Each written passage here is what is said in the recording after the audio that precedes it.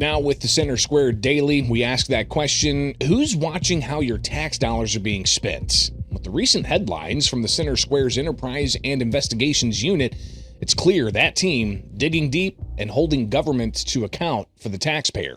Joining the Center Square Daily is Enterprise and Investigations Unit's managing editor, Arthur Kane. Art, from lavish perks and members of Congress giving themselves to large amounts of overtime being handed out to a local jail in Pennsylvania, your team continues to uncover these secrets that don't get a lot of sunlight at all, and they're taking decision makers to task. Tell us about the team and what is their focus.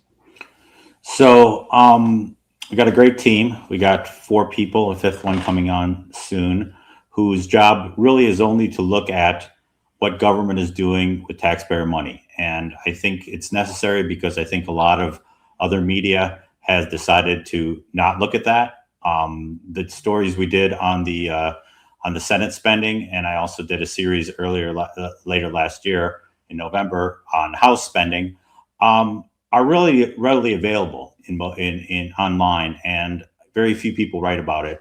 So I wanted our whole investigative team to dig into those things. And we found a lot of interesting things, $1 million a year of private jets, limos, strange, unusual jobs that taxpayers are paying for, like wellness consultants and a chaplain who has his own PR person and chief of staff. So a lot of stuff that there's a lot of places to dig, and we're going to be doing the digging that some other media might not. And people can find congressional perks. The latest story: U.S. senators spend big on checks to themselves, won't share those records. And it's not just digging through these records. I mean, you even had reporters get in front of the likes of former Senate leader Mitch McConnell, for instance. Yeah, I mean, the problem with the Senate is they feel like they don't have to answer reporters' questions a lot because a lot of reporters in Washington have allowed them not to do that. And so we reached out to their PR people for anybody we were writing about. But we have a Washington-based investigative reporter, and Mark spent a couple of days trying to find them in public places to talk to them, to give them every opportunity to comment. A lot of them we couldn't find, and there's a lot of rules and regulations there on where we can shoot and what we can film. Which I don't necessarily think is a good thing, since it's taxpayer-funded House Capitol, right? But yeah, we had to chase some of these guys down, and a lot of them still didn't talk. And the Congressional Perks investigation recently showing how impactful it is by being featured in a recent Fox News segment where, Art, you joined the host there to talk about that. But it's not just, the story that gets, the other media to look at. It's also the stories that really just gets in front of the taxpayer, even on that local level. Tell us about that county jail operation in Pennsylvania, where overtime costs are, in some cases, exceeding how much people are making a year. Well, I mean, I think, yes, we focused on one county there. But I think this is not an uncommon practice in public safety around the country. And you're right. The local papers don't have the resources or sometimes the interest to look at it. But we're talking about some people who make twice their salary because of overtime. There's serious questions that are raised with that. A, you're paying somebody time and a half, or you could pay somebody single time. Now, they say benefits outweigh that, and pensions and stuff like that. Maybe that's the case. But then you have corrections officers who are working 80 hours a week, who are tired and endanger themselves and possibly their colleagues because they're not at the top of their games. Same things happen with police, firefighters. A lot of these people are making $200,000-$300,000. I think one of the people highlighted in the in Mark's stories was someone who was making more than the police chief, which is really strange because the police chief has a lot more responsibility than a corrections officer, and should be compensated that way.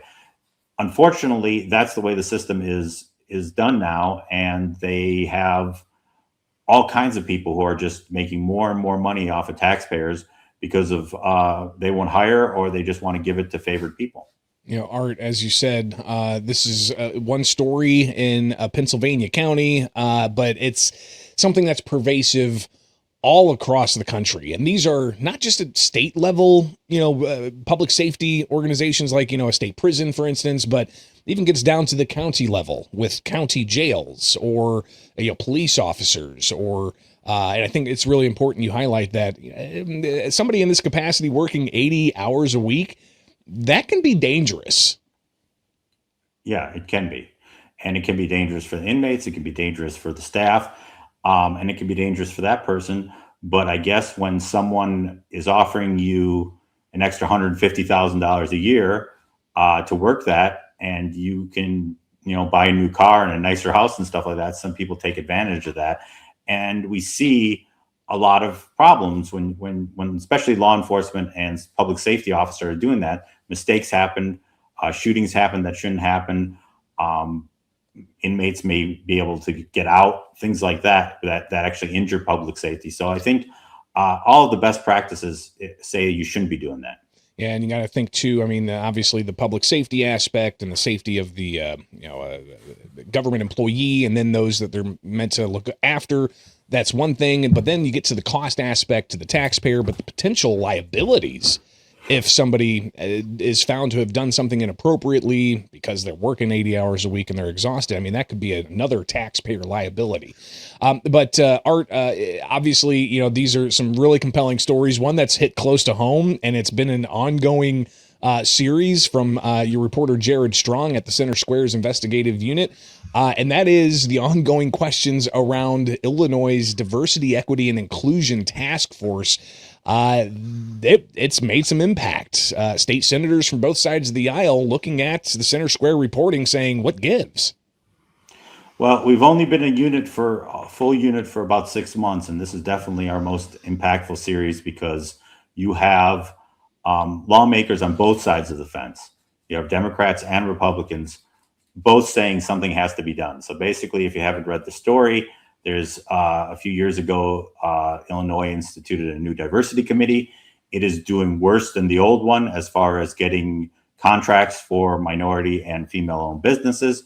The commissioners are paid $150,000 a year, work part-time, unlike other commissioners in Illinois who have to work full-time. They have side jobs. And they're just not doing, they're doing worse. Even if you support set-asides and things like that, they are doing worse in getting those set-asides in the prior committee and spending a lot of more money.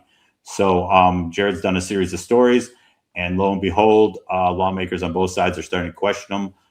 There's lawmakers this month, I think on the 1st, in the Senate questioning them, and they're going to be in the House next week questioning them. So yeah, and we've got that segment from last week where during a Illinois Senate committee hearing looking into this, a Republican and a Democrat both questioning this commission as to what kinds of real outcomes are they giving the taxpayers for these $150,000 salaries. I respectfully, the Prison Review Board and other boards making this amount of money are full-time gigs. And if it takes making this a full-time gig to get this figured out, maybe that's what needs to happen. Now, I know you say we're heading in the right direction, but I'm telling you that business owners that we are talking to are not saying that. They are not saying we're heading in the right direction. They're not saying that things are looking better. They're saying consistently things are looking worse.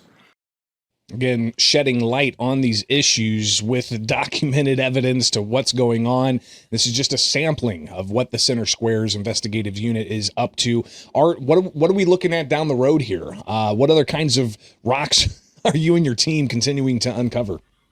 Well, we can't say too much, right? Because we have competition, but we're definitely looking at nationwide what kind of fraud is happening. We've seen some of it in other media and our media about daycares and Medicare and Medicaid fraud, and we've written some of it already, but we're going to take a deeper look, I think, system-wide on that. We're looking at some of the funding of trans clinics, things like that. We are beefing up in California, which is obviously very problematic. They've got the train to nowhere that's cost a lot of money that has gone nowhere. They've got all kinds of questions about what they're doing with money there. So all those things are definitely on our ticket. Well, can't wait to see the ongoing investigative reporting from the EEIU unit there. Art, Kane, greatly appreciate it. And people can get those stories at thecentersquare.com. Sign up for the newsletter to stay on top of that and so much more.